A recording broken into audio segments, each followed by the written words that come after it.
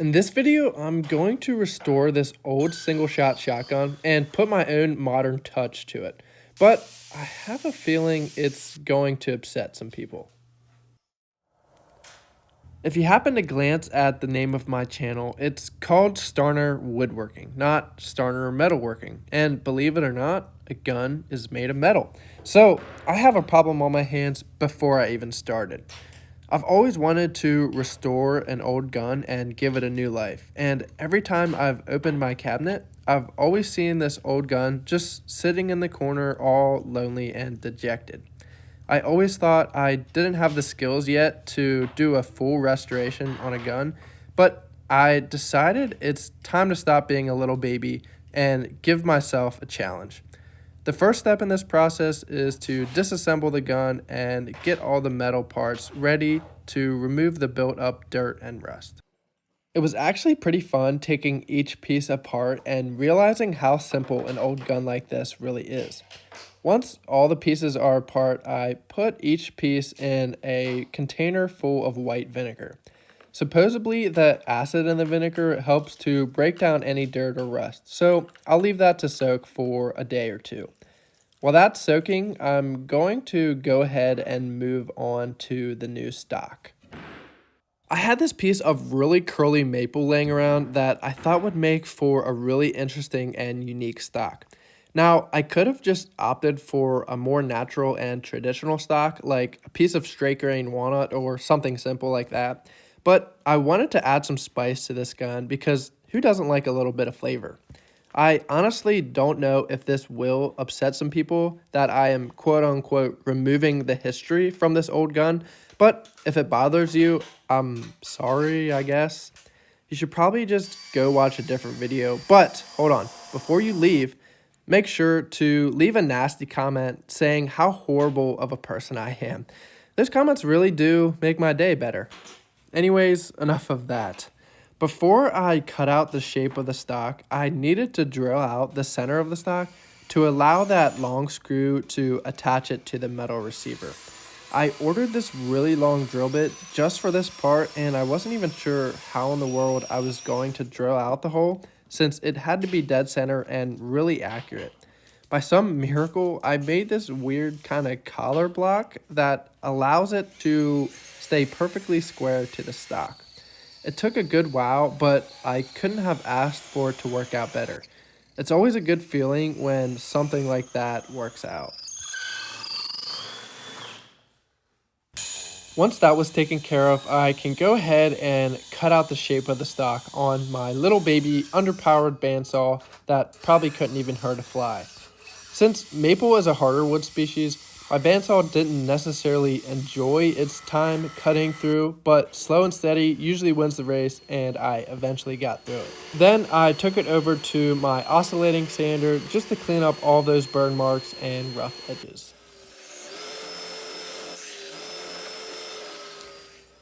Next, I have to make this transition area from the stock to the metal receiver of the gun. I was putting off this step for a little bit since it was definitely one of the harder steps, and I have to make sure to be as accurate as possible.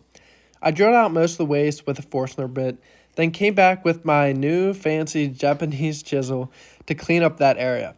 This was pretty much a game of guess and check as I kept making minor adjustments until eventually I got the receiver to fit nice and snugly in that gap. So while it does fit snugly, it still looks like a 4-year-old kid could have done better. That's because I still have to shape the outside of the stock in order for the receiver to entirely fit. I hogged out most of the waste with a chisel, carefully trying to sneak up on the right fit again.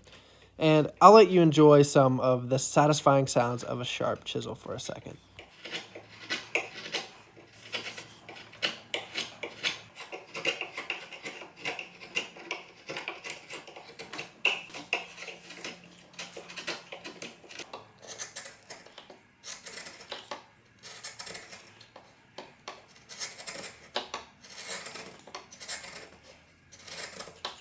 And just like that, after a little bit of magic and luck, it fits much, much better.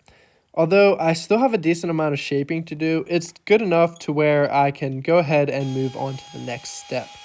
I'm going to start shaping the rest of the stock, and to get rid of a large amount of waste, I'm using a 3/4 inch roundover bit.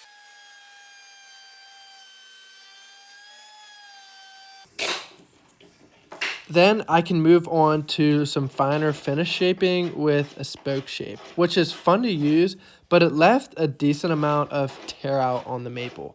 Partly because the wood is pretty figured and has uneven grain within the curl, and also partly because I haven't sharpened that thing in a while, so it's pretty dull. Eventually, I switched back over to my chisels and also broke out the files. This step required definitely a bit of elbow grease because shaping with that file took such a long time, but it was the best way I could shape the stock to my liking. Next, I could begin to shape the contour on the pistol grip area of the stock. Again, I used a combination of my chisel and a file to creep up on the profile I was going for. This part was again pretty time consuming because I wanted to have as natural of a curve as I could get. Luckily though, I had some handy knee pads sponsored by Jeffy B to save my knees while doing this process.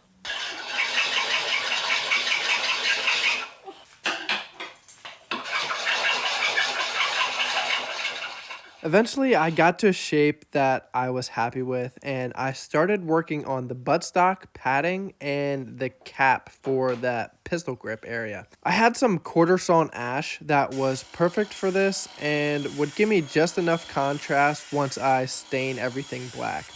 I thought about trying to use the old padding and cap from the original gun, but it was pretty beat up and had some deep scratches that I really couldn't fix. I decided to attach the pistol grip cap with just some 5-minute epoxy since it didn't really have to be removable like the buttstock padding piece did. You'll see in a little bit that that was probably a bad idea and I probably should have just went with wood glue instead. But I was lazy and I wanted to keep working on this project without having to wait a few hours for the glue to dry. Anyways, for the stock pad, I had to attach that with a couple of screws since I had to make it removable in order to be able to attach the stock to the receiver.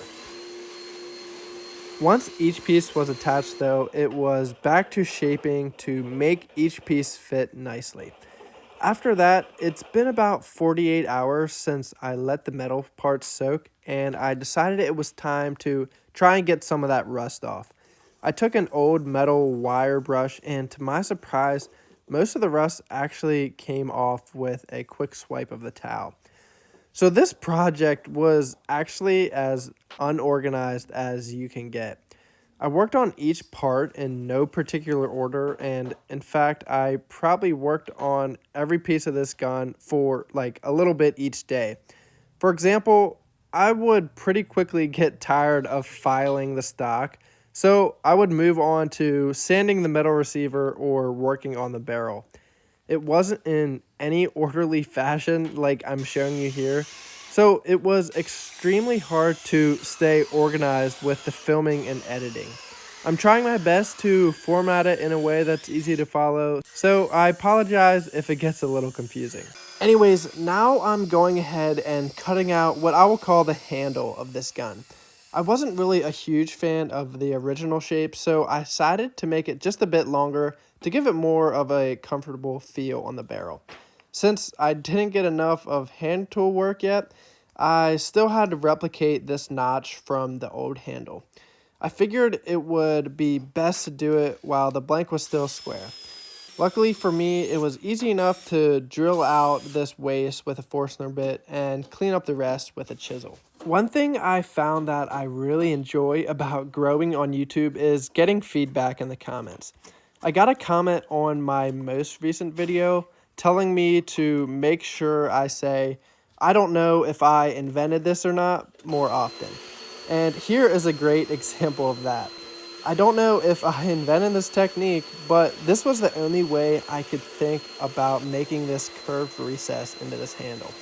Luckily, I had a sanding spindle that was the exact same diameter of the barrel, so I figured I just might as well give it a shot and see what happens.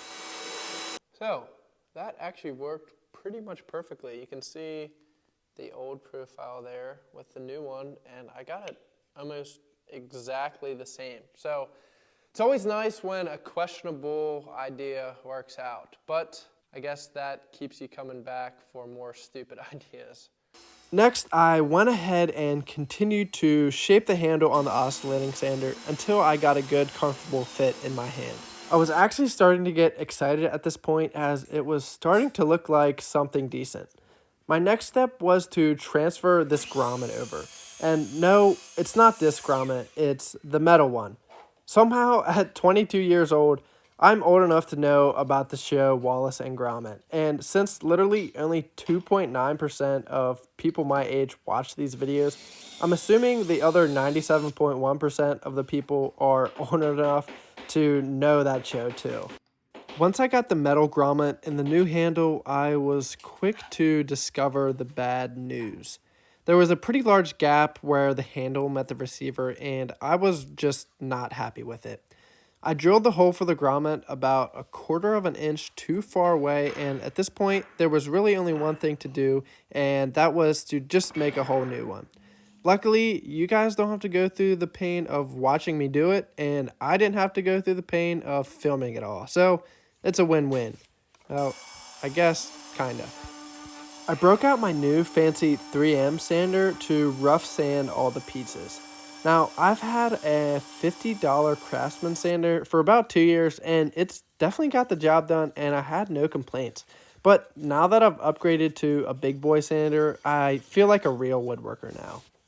So here's a technique I know for sure I didn't invent, and that's dyeing maple black. I thought it would be really cool to highlight the figure in the maple by dyeing it black. I mixed a little bit of that trans tint dye with some water and then just applied it to the stock. It's a pretty simple process, and if you are looking to try this, I will leave a link down below with the dye used as well as all the other tools I used in this video. If you go ahead and decide to use those links, it's an easy way for you to help me make more videos. So thanks, and I appreciate it. And you know what? Since I'm already asking you to do a favor, I'll just go ahead and ask my second ask now, and that's if you could subscribe if you want to. There you go. That's it. No more asking for the rest of the video. I promise. So, like I said earlier in the video, it wasn't the best idea to attach the pistol grip end with 5-minute epoxy, and that's because the water I used for the dye actually compromised the bond and made the whole thing just fall off. Luckily though, it gave me a good time to stain both of the ash pieces with a deeper black. Once that was done, I used a bit of CA glue mixed with wood glue to attach the piece back on, and I haven't had any problems with it since. Once that was dry and the dye was dry, I could move on to finishing. I went with an oil-based satin polyurethane. My goal was to build up a bunch of thick coats so I could buff the finish to a higher polish. In hindsight, I think I should have went with a gloss wipe-on polyurethane to get the exact finish I was looking for, but what I did here still turned out fairly nice. I ended up putting 3 coats of polyurethane on with about 12 hours in between each coat, and when I began to sand the finish to make it more uniform, I actually accidentally sanded through the finish on a couple parts, which was kind of annoying, but I could just reapply the dye, and I ended up going for 4 more coats, which gave me 7 in total, and hopefully I won't sand through it again. I ended up wet sanding all the way up to 3000 grit, which was definitely a pain and took a good while. After that though, I put on a light layer of Rubio Monocoat to act as a wax and bring that gloss and shine out. I can set aside that stock for now and start working on the metal parts to get ready to be finished as well. I'm no expert in metalworking or finishing, so take everything I do and say here with a grain of salt. I'm sure there will be some gunsmiths out there that are about to flip their desk, but I'm a noob and I will be the first to admit that. Either way, I was excited to learn new skills, and that's what this hobby is all about. Now I'm sanding all the scratches I made from the grinding disc, and as you can see, I had to perform a pretty interesting technique here to get the barrel sanded down, and in the end, I made a huge mess. Anyways, I got this benchtop grinder out that is probably as double as old as I am, and started buffing the barrel as well as the other metal parts to a higher shine. After I have everything all buffed up, I wipe down all the metal parts with some mineral spirits just to make sure I removed any leftover residue or oil. I'm applying a bluing coat to each piece, and from my understanding, this does a few things. It will change the appearance to a much darker blue or blackish color, and will also create a bit of protective coat from rust on the metal as well. The bottle had a dead skull on it, so I figured it was probably a decent idea to wear gloves and a respirator when using this stuff.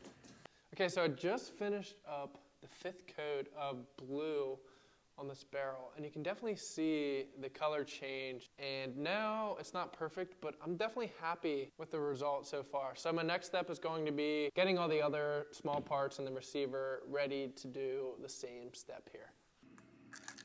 To get all the other small parts blued, I just put a small amount in a cup and then put the parts in and swirled them around for a little bit. This actually worked really well, but I still ended up putting 4 or 5 coats on them in total. Doing the receiver of a gun was a bit more difficult considering how many odd kind of shapes and crevices I had to get into.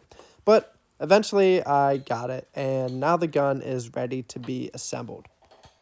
So I actually had no idea how old this gun really was until I got curious enough to ask my dad. He told me he used to shoot it when he was young and it kicked like a cannon. Then he said that it was his great-grandpa's gun, and I thought, dang, well, that's probably pretty old then. I did some research, and it didn't take long for me to find the exact gun in a Sears catalog from 1908. So that puts this gun at around 115 years old, which is absolutely insane. To be fair, the gun hasn't been shot in years and the firing pin fell out, so it's basically a large paperweight at this point. Anyways, for my first time, I'm pretty happy with the result. There was a decent amount of pitting in the receiver that I really couldn't get out, but I learned a ton in the process, and if I ever do another one, I'll be sure to learn from my mistakes. Anyways, thank you so much for watching, and I hope I can make your day maybe just a little bit better. I will see you in the next one.